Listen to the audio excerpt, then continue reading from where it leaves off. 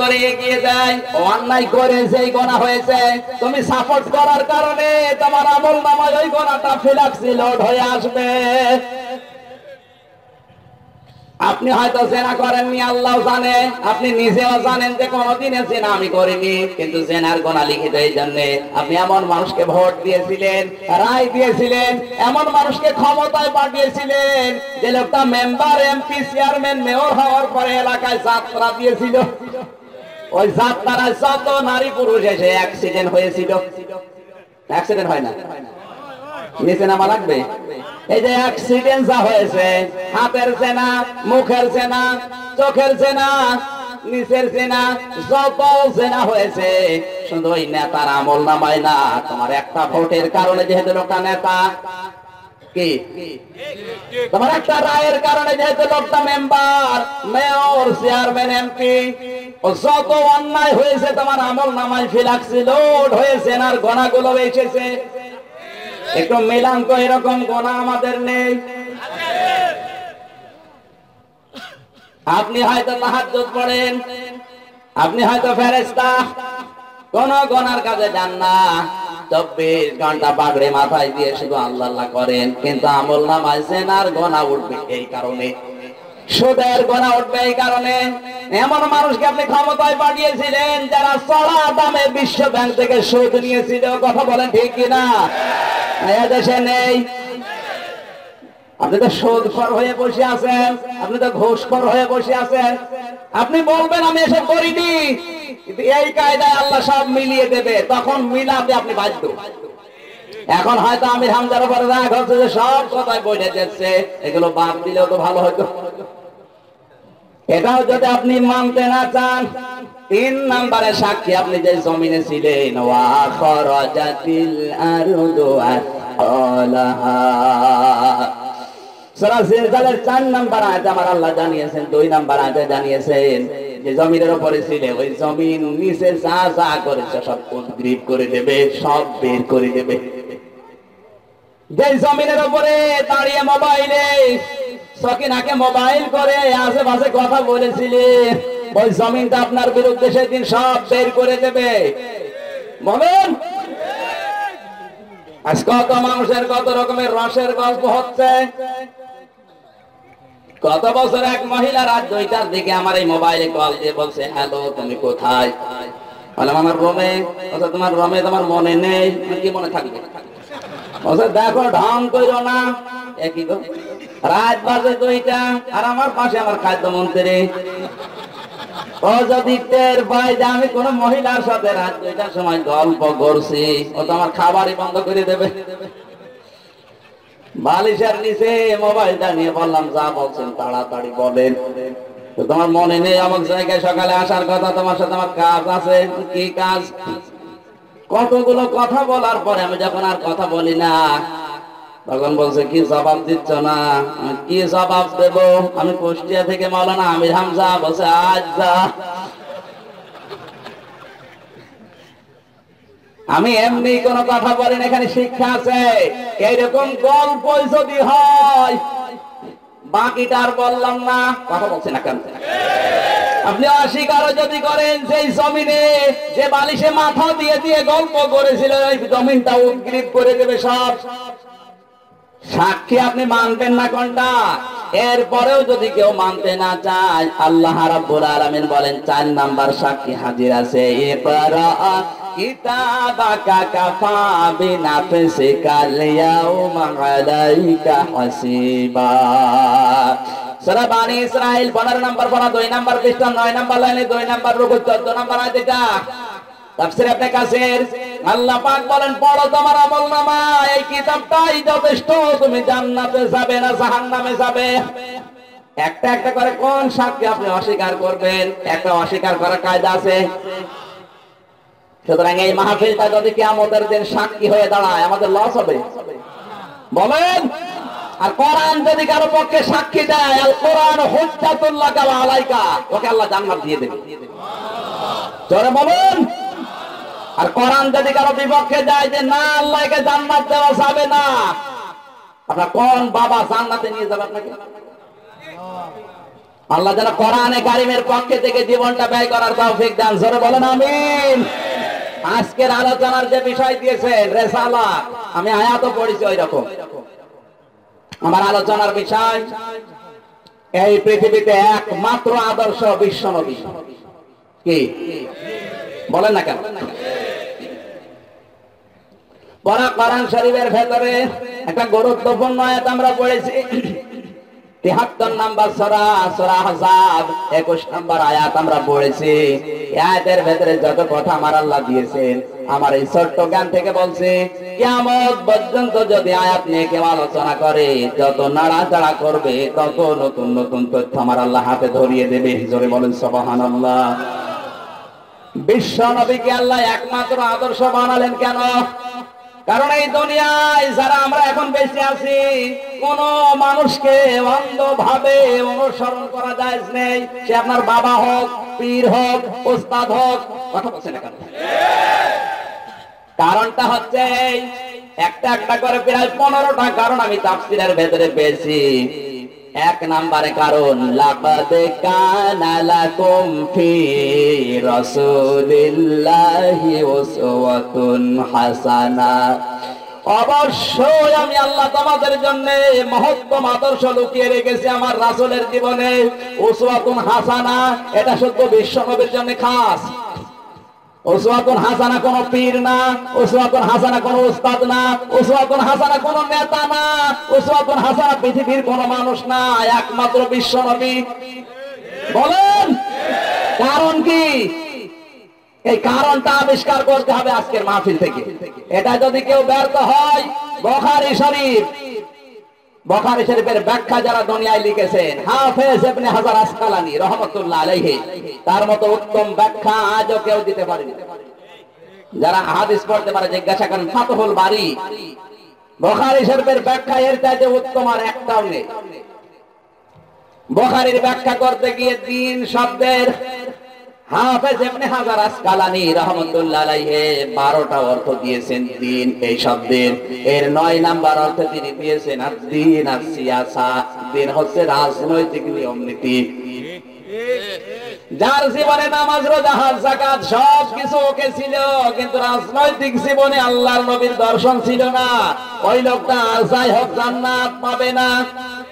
কারণ ওকে যদি আল্লাহ জান্নাত দেয়, তাহলে আব্দুল্লাহ বিন উবাইকে জান্নাত দেওয়া লাগবে। এই লোকটার নামাজ, রোজা, হজ, যাকাত সব ওকে ছিল। নবীজির সাথে ইফতারি করেছে, আল্লাহর নবীর সাথে হজ করেছে, তাওয়াফ করেছে, তারাবি পড়েছে, সব ছিল ওকে, কিন্তু ওর আদর্শ ছিল আবু জেহেল। কথা বোঝা যাচ্ছে না?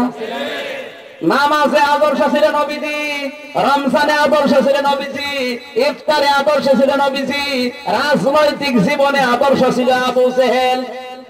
একটা মাত্র কারণ, এক কারণে যদি আব্দুল্লাহ বিন উবাইকে আল্লাহ জাহান্নামে দেয়, এরকম উবাই এই বাংলাদেশে এখন আছে না নাই? আছে মানে আমরাই। আপনি হাসতেছেন, আছে মানে আমরাই।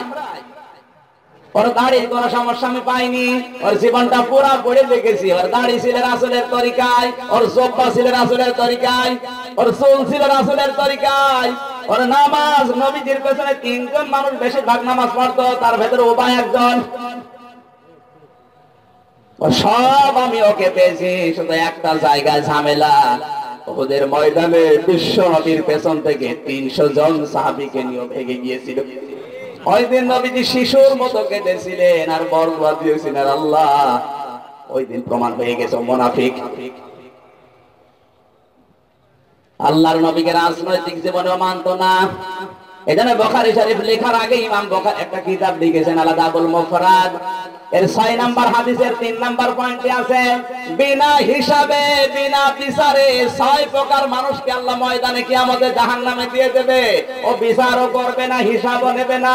তার 3 নাম্বারে তারা এই দুনিয়াতে যাদের আদর্শ বিশ্ব নবী ছিল না। এ দেশে এখন কম না বেশি? বেশি। এই জন্য তো ইসলাম আসে না। নবীজিকে কেন আপনি একমাত্র আদর্শ মানবেন? এবার কান লাগান। মহত্তম আদর্শ যেহেতু নবীজির ভেতরে আল্লাহ লুকিয়েছেন, পৃথিবীর কাউকে অন্ধভাবে বিশ্বাস করা মেনে নেওয়া জায়েজ নেই। আছে বলেন কারণ কি? কারণ দুনিয়ার কোন মানুষের চরিত্র আপনার কাছে স্পষ্ট না। এই বাংলাদেশে যারা বিএনপি করে ওরা বুকে হাত দিয়ে বলতে পারবে ম্যাডাম খালেদা জিয়া জীবনে কোনোদিন একটা গোনা করেনি। বলেন আওয়ামী লীগ করে তারা বলতে পারবে আমাদের প্রধানমন্ত্রী শেখ হাসিনা জীবনে একটা মিথ্যা কথা বলিনি। পারবে? যারা জামাত ইসলাম করে তারা বলতে পারবে মাওলানা নিজাম একটা মিথ্যা কথা জীবনে বলিনি। পারবে? যারা জাতীয় পার্টি করে ওরা বলতে পারবে চাচা এরশাদ জীবনে এক কথা দুইবার বলিনি।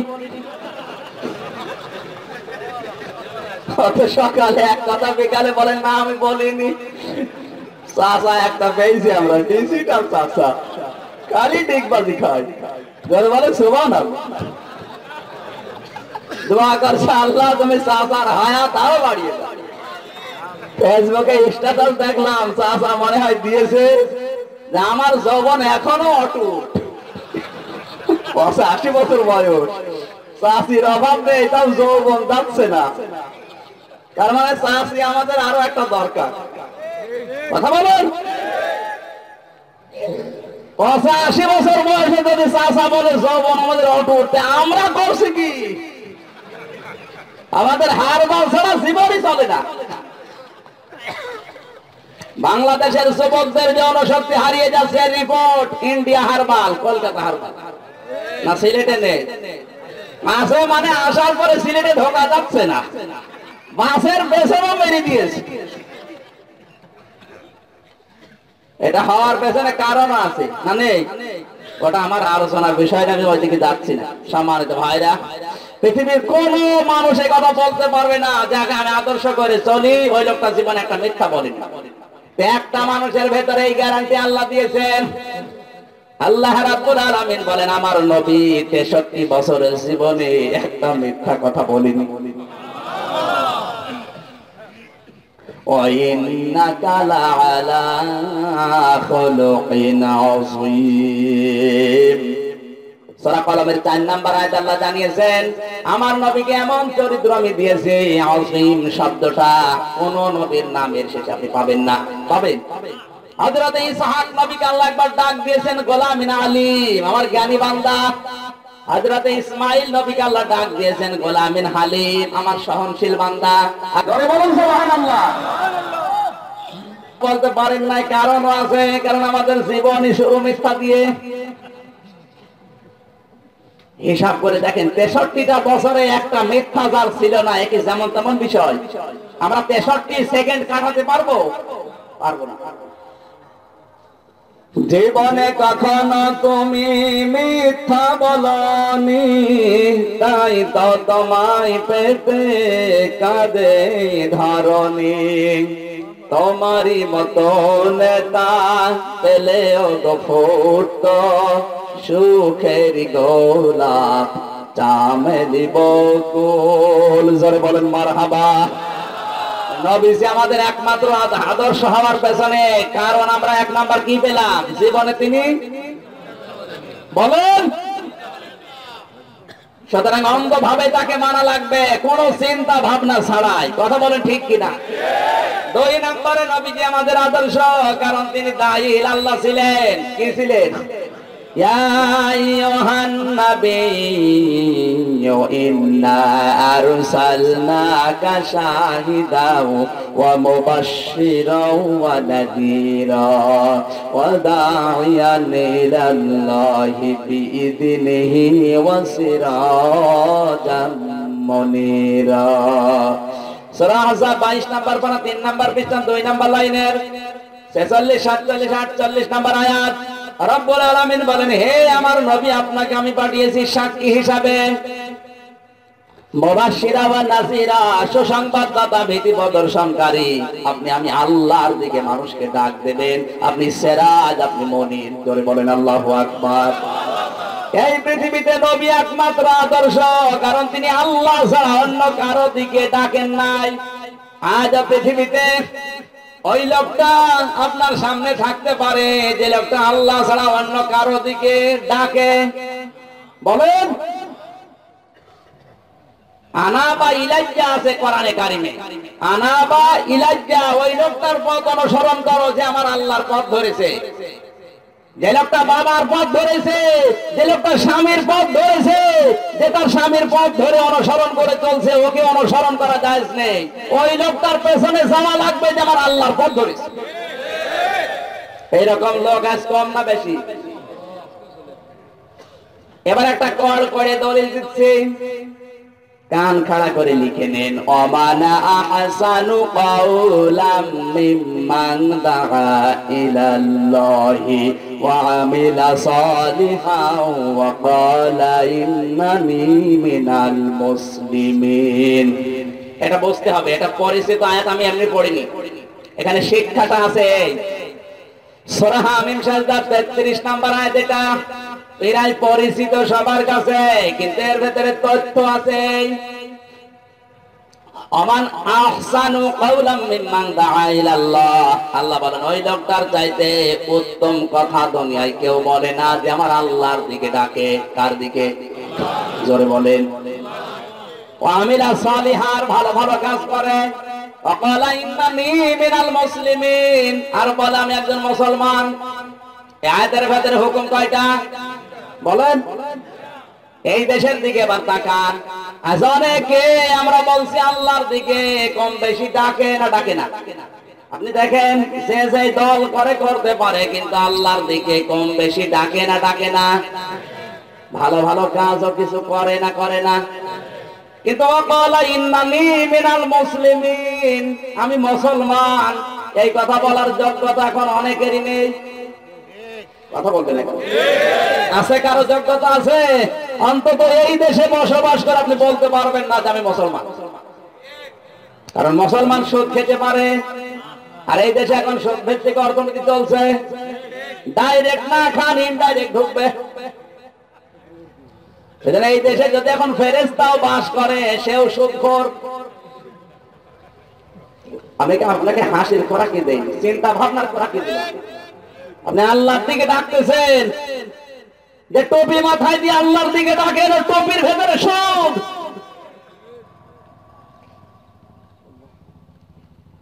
রংপুর থেকে একটা লোক এসে আমার বাড়িতে বলো, হুজুর আমি মাহফিলের ডেট নেব। বললাম ভাই বসেন, চা নাস্তা করেন। বিস্কিট দিয়েছি, বিস্কিট হাতে নিয়ে আবার রেখে দিল। খাচ্ছেন না কেন? হুজুর আমি বেনামাজি হাতে খাই না। কি বলেন আপনি? আমি ছোটকাল থেকে নামাজ পড়ি। হুজুর আপনাকে বলি নাই, এই বিস্কিট যারা বানিয়েছে ওরা হয়তো নামাজ পড়ে না। চিন্তা করলাম আল্লাহ মনে হয় জান্নাত থেকে পালিয়ে এসেছে। এত বড় আল্লাহর ওলি, আর আমি কিছু টের পেলাম না। বলুন দাঁড়ান, এই বিস্কিট কোন বেনামাজি বানিয়েছে, এই সন্দেহ করে আপনি খাচ্ছেন না। আপনার শরীরের ভেতরে যে বিশাল পোশাক আশাক, এগুলো কোন বেনামাজের দোকানে তৈরি হয়েছে? কথা বলুন। এই সেট কাপড় কোন বেনামাজের গার্মেন্টসে তৈরি হয়েছে? এত যদি সফি দাবি করেন, সব খোলেন, জিনিস বের করে যান। আমার উপর রেগে গেছে, হুজুর কি বললেন, কি বলবো, এখনো তো শুরুই করিনি।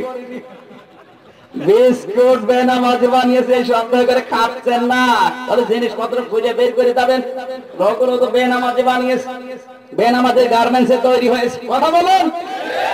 পরে রংপুরে কল দিলাম বড় ভাইয়ের কাছে, যে এরকম একটা লোক আপনার এলাকা থেকে, গ্রাম থেকে এসেছে, লোকটা কেমন? বলে বাবা তো টাটকা সুদখোর, টাকা ছেড়ে রাখে, টাকা আসে, ওই টাকা তোলে, খায় আর আল্লাহ আল্লাহ করে। না সুদ সিলেটে নেই? বলেন। অধিকাংশ মানুষ কুষ্টিয়ার এনএস রোডে দেখি আসরের নামাজ পড়ে সুদের টাকা তুলতে বের হয়, অথচ নামাজ পড়ে। আসরের নামাজ পড়ে সুদের টাকা তুলতে যে লোক বের হয়, ওর কোন বিশ্বাস বলেন তো? ওর বিশ্বাস যে নামাজ পড়লে আমার সুদ খাইলে যে গোনা হবে, কাটাকাটি, মাঝখানে জান্নাতে যাব পাও। এরকম ধান্দার মানুষ সিলেটে আছে না নেই? কারা কারা সুদ খান হাত তোলেন তো দেখি। আলহামদুলিল্লাহ, সিলেটে সুদ না থাকলে সকালবেলা পেপারে দিয়ে দেবো সুদ মুক্ত। আপনি বলতে পারবেন না এই দেশে বুকে হাত দিয়ে আমি মুসলমান, কারণ মুসলমান দাবি করলে ওর কাছে যৌতুক থাকবে। ছেলেটা তো যৌতুক নেই না, ওই রকম যৌতুক নেই। আমি শুনলাম স্যারের কাছে ছেলেটা যৌতুক নেই, কিন্তু বিয়ের 3 দিন আগে 2 ট্রাক মালামাল মেয়ের বাড়ি থেকে পাঠানো লাগে। সুবহানাল্লাহ। যৌতুকের মোটর সাইকেল নিয়ে যে মানুষগুলো চলাফেরা করে, স্ত্রীর সামনে দিয়ে যখন গিয়ার দেন, বউ মনে মনে বলে আল্লাহ যেন অ্যাক্সিডেন্ট করে। যৌতুকের যে সমস্ত টিভি, ফ্রিজ, খাট, চেয়ার, সারাদিন পরিশ্রম করে এসে যৌতুকের চেয়ারে খাটে একটু হেলান দিয়ে বসবেন, যদি কড়মড় করে আপনার সামনে আপনার বউ বলবে তোমার বাবার পা একটু আসতে বসতে পারো না। আমার মনে হয় স্ত্রীর মুখে এই কথা শোনার চাইতে যৌতুকের খাটে না বসে কবরে বসা ভালো। এরপরে অনেকে যৌতুক নেবে, যেহেতু রাষ্ট্রীয় ভাবে নেই এই বিধানটা, আমরা মুসলমান হিসাবে এই অবৈধ কাজটা ছেড়ে দিতে পারি না।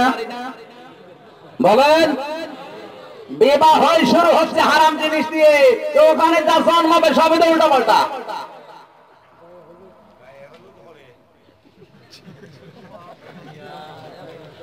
অথচ বিবাহ করার পরে যখন সন্তান জন্ম দেবে, তখন কিন্তু আল্লাহর কাছে দোয়া পড়ে নেয়, বিসমিল্লাহি আল্লাহুম্মা জান্নিবনা শাইতান ওয়া জান্নিবিশ শাইতান মা রাযাকতানা। এ আল্লাহ, তোমার নামে আরম্ভ করলাম, তুমি আমাদের সন্তানাদি রিজিক যা দেবে ওগুলো যেন শয়তান থেকে হেফাজত থাকে, এমনকি আমাদেরকেও তুমি শয়তান থেকে বাঁচাও। এ দোয়া পড়ে না? বলেন, পড়েছে? সেদিন এক মুরব্বীকে জিজ্ঞাসা করেছিলাম, গাইবান্ধায় ছেলে মেয়ে কয়টা? বলছে 9টা। দোয়া বলেন তো? দোয়া তো পড়েনি। দোয়া পড়েনি, সন্তান হইলো কি করে? 9টা জন্ম দিয়ে ফেলেছে, একটা দোয়াও পড়েনি। কথা বলছে না? আশ্চর্য মানুষ, আপনি কি সন্তান জন্ম দিচ্ছেন? মারার জন্য আপনি এত ব্যস্ত, অথচ বাংলাদেশে যাওয়ার পরে শয়তানের মিছিলের ব্যানার ধরে আগে আগে থাকে। আমার বছর হুজুর কি বললেন পরে বলবো।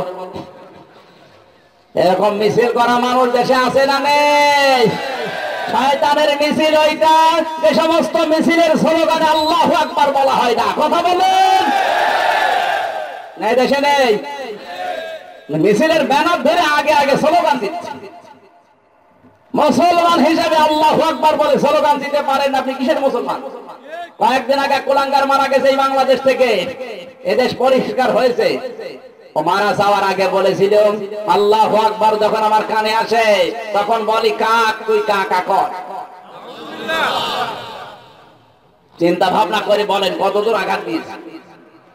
আল্লাহু আকবার এটা কি জামাত ইসলামের চরমনার? বলেন, কার আল্লাহু আকবার কার? ওর নামে আবার মিলাদ দিয়েছে কুড়িগ্রামে কয়েকদিন আগে, ওর নামে আবার জানাজা হয়েছে। তোর জানাজা করে মিলাদ দিয়ে লাভ কি? ও শয়তান তো এমনিতেও জাহান্নামে যাবে, অমনিতেও জাহান্নামে যাবে। যারা আল্লাহু আকবারের ডাইরেক্ট ইনডাইরেক্ট বিরুদ্ধে কসম করে বলছে ওর কপালে জান্নাত নেই, ও মারা যাওয়ার সঙ্গে সঙ্গে জাহান্নামে। সিলেটে হয়তো নেই, অন্য দেশে আছে। আমার যতটুকু গবেষণায় বাংলাদেশ থেকে অন্তত যারা হজে যায়, যে শব্দটা বলা লাগে সর্বপ্রথম আল্লাহু আকবার, এই শব্দটা যদি এসে মেনে নেয়, এই দেশে আল্লাহ ছাড়া কারো বিধান চলা সম্ভব না। কারণ যারা আছে সবগুলোই হাজি। কথা বলছে না কেন? আল্লাহ আমাদেরকে জাতির সমঝ দান করুন, জোরে বলেন আমিন। তাহলে আল্লাহর দিকে ডেকেছে আল্লাহর নবী, একমাত্র আল্লাহর দিকে, এই জন্য তিনি আমাদের আদর্শ। অন্য কারো দিকে ডেকেছে? বলেন, নবীরা যত ডাক দিয়েছে মানুষদেরকে, এই কথা কিন্তু নবীরা বলেন নাই যে আমার কাছে আল্লাহর ধন ভান্ডার আছে।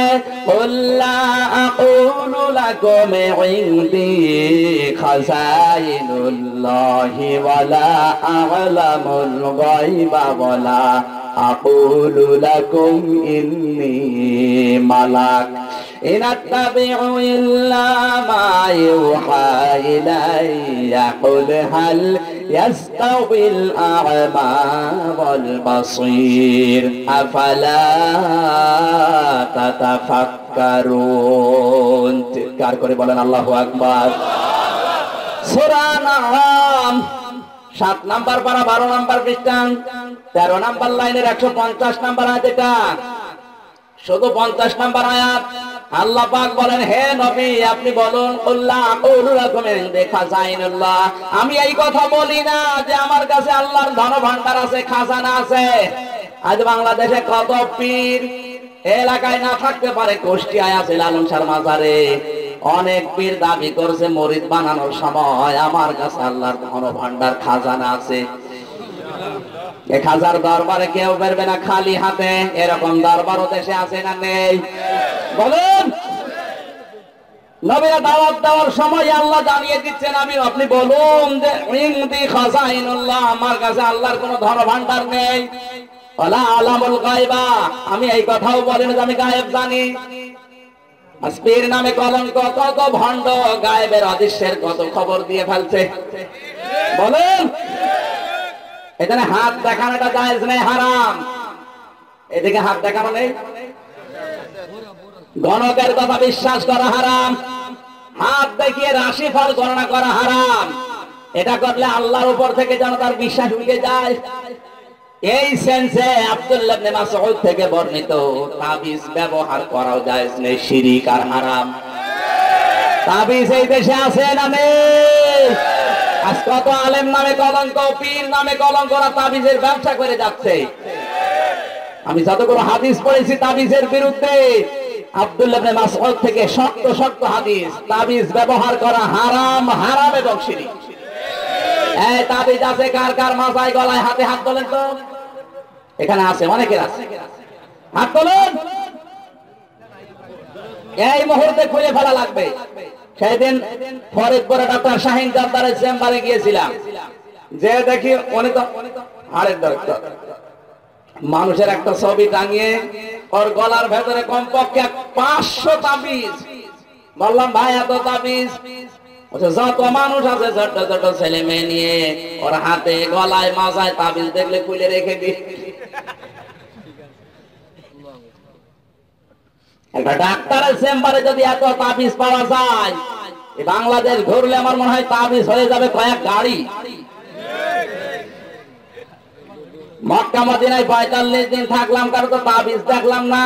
ওটা যদি জায়েজ হবে, ইসলাম হবে, তো ওখান থেকে পাওয়া যাবে। কথা বলছে না কেন? জন্ম নিতে পারে না, ওর গলায়, হাতে, মাথায় 14টা করে তাবিজ ঝুলিয়ে দিয়েছে।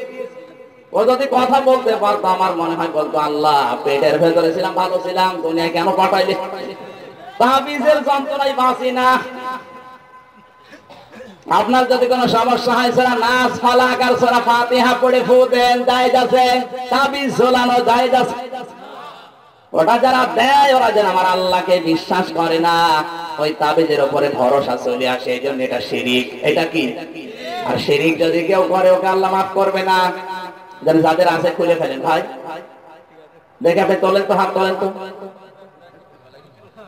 এখানে আছে অনেকের গলায় মাথায় দেখা যাচ্ছে, তোলেন। হ্যাঁ, আবার গলা ঢেকতেছে।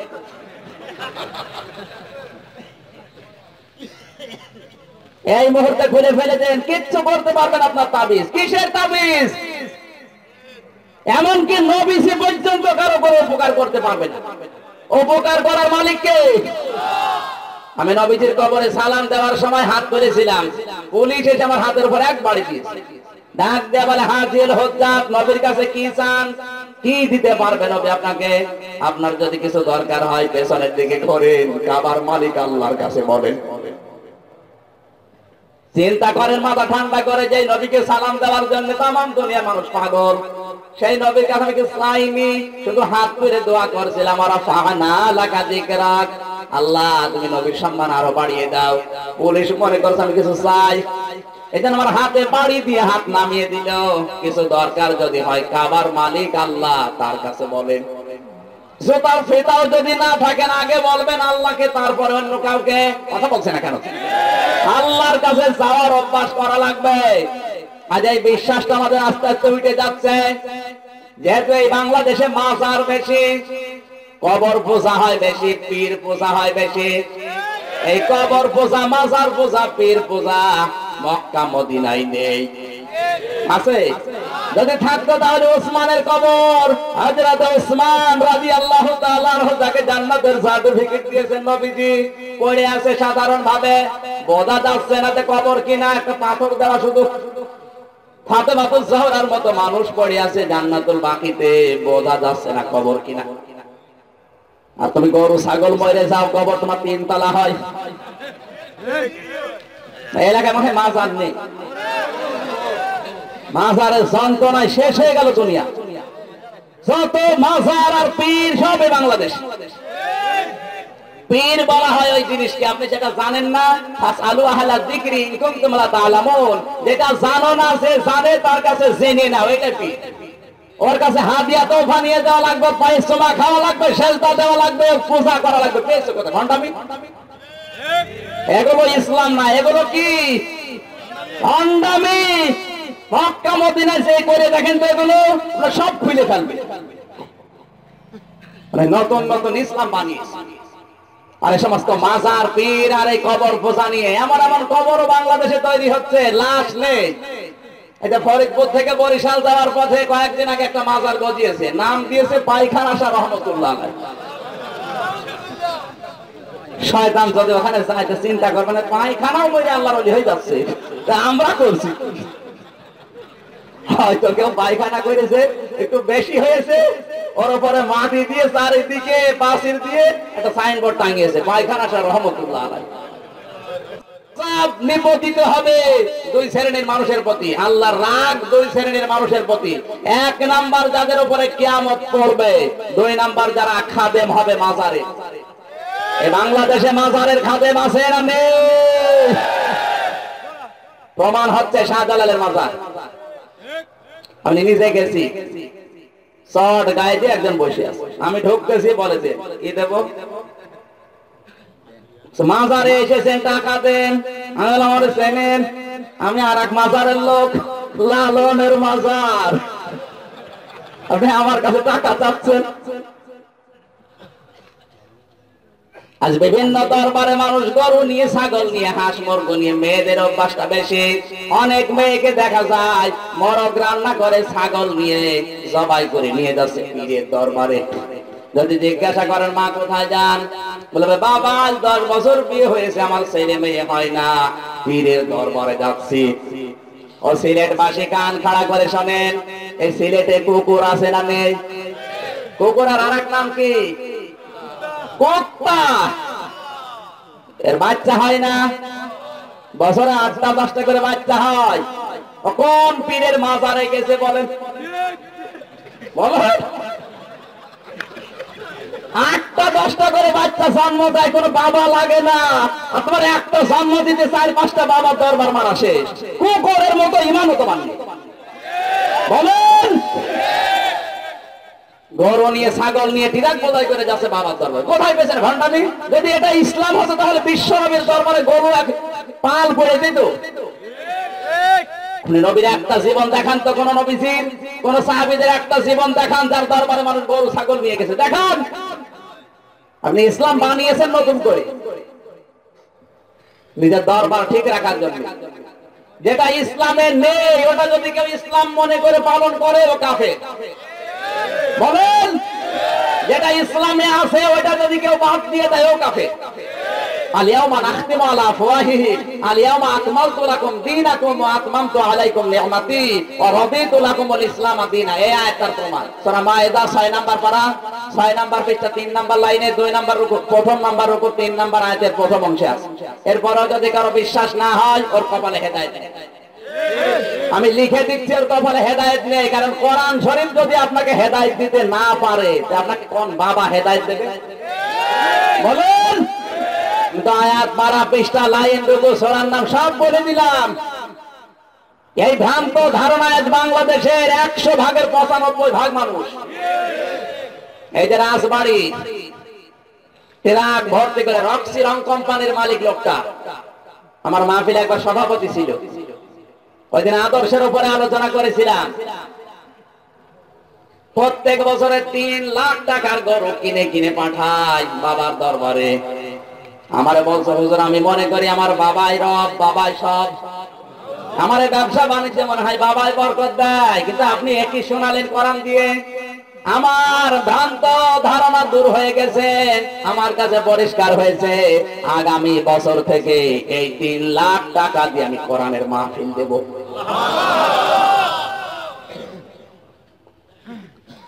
ওই লোকটা অনার্স মাস্টার্স করেছে ঢাকা বিশ্ববিদ্যালয় থেকে, জ্ঞানী কম না, কিন্তু ওইটা বোঝানো হয়েছিল যে বাবার দরবারে গরু দাও, বাবাই তোমার রক্সি রং কোম্পানিতে বরকত দিয়ে দেবে। এই জন্য ওই বিশ্বাসে ছিল। কোরআন দিয়ে আলোচনা করার পর ওর মনটা চেঞ্জ হয়ে গেছে। শেষ পর্যন্ত এসে তার পরের বছরে মাহফিল দিয়েছে 3 লাখ টাকা খরচ করে, বিশাল মাহফিল, যত মানুষ এসেছে আল্লাহর বান্দাদের খাবার খাওয়িয়েছে। এই মানুষটা যদি কোরআন শুনে ফিরে আসতে পারে, তোমার কি হয়েছে ফিরে আসবা না? আপনি ভুল প্রমাণ করেন যেটা কোরআন হাদিসে নেই, তাহলে আমি মেনে নেব। আপনি জোর করে ঠেলে নিয়ে যাবেন, ওর নাম তো ইসলাম না। কথা বলুন।